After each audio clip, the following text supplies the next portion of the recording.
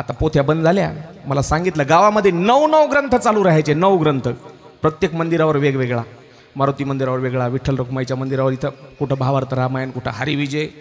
हरिविजय विजय नाही म्हणत पहिले लोक, हरिविजय हरिविजय रामविजय. एका मंदिरावर हरिविजय लावला होता, एका मंदिरावर हरिविजय ग्रंथ, आणि एका मंदिरावर होता पांडव प्रताप. कोणता ग्रंथ? पांडव प्रताप. मग नवरा बायको 2 जण संग, मग कुठंच जायचं नाही. नवरा बायकोचा 36चा आकडा, एक एका मंदिरात तर एक एका मंदिरात. हो, पांडव प्रताप ऐकायला जायची बायको. बायको काय ऐकायची माय? पांडव प्रताप. आणि नवरा हरिविजय नाही, हरिविजय हरिविजय. जुने माणसं पहा तुम्ही. हो, यंदा म्हणतच नाहीत.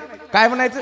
औंदा औंदा. कोणता ग्रंथ लावला? हरिविजय. आणि हरिविजय ऐकायला जायचा नवरा, आणि पांडव प्रताप ऐकायला जायची बायको.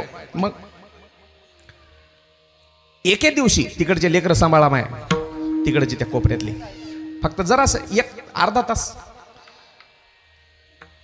8-15 दिवस झाले, महिना झाला ग्रंथ सुरू होऊन, आणि एका दिवशी नवरा खुशीत पळतच आला. पोथी संपल्यावर आधीच बायको आली ती 10 मिनिटानं, आणि तिच्या मागच नवरा आला. नवरा आल्यावर म्हणला, वा काय मजा हरिविजयात, काय मजा हरिविजयात, काय मजा हरिविजयात. अंगणातूनच मोठ्यानं ओरडत आलं. बायको म्हणली, काय झालं हो बोंबलायला? बायको म्हणली, अरे काय गृहमंत्री काय झालं? म्हणली, लय मजा हरिविजयात. म्हणली, कशाची?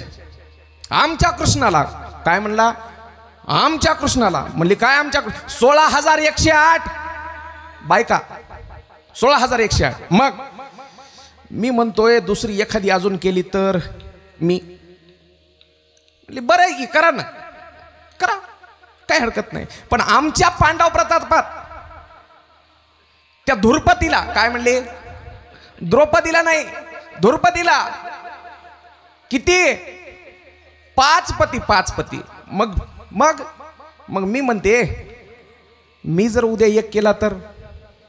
म्हणले, तेरी भी चूप मेरी भी चूप, कुणाला काही सांगू नका. कबूल? विठाला.